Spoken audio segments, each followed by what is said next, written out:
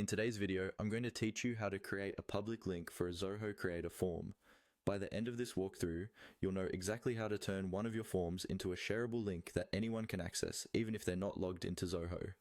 Let's start from the very beginning. Open your web browser and go to the Zoho Explore All Products page. This is essentially the main catalog where Zoho lists all of its available apps and tools. If you're already logged into your Zoho account, you'll still follow the same process.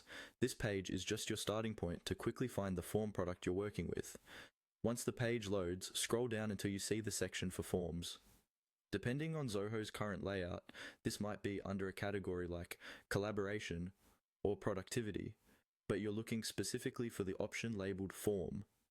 When you see it, click on it. This will take you to the Zoho Forms area where all of your existing forms are stored. On the Forms homepage, you'll see a list of the forms you've already created. Locate the form you want to share publicly. When you find it, look for the Edit option next to that form and click it. This opens the form builder where you normally add or adjust questions, fields, and design settings. Even though we're focusing on sharing, you always access the share options through this builder interface.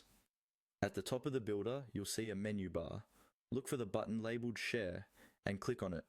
This is where Zoho groups all the different sharing and distribution options for your form, such as embedding, email, and most importantly for us, public links.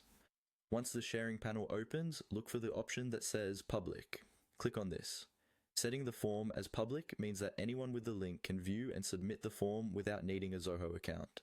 Before you move on, quickly confirm that the settings reflect the level of access you want, especially if you're collecting sensitive information.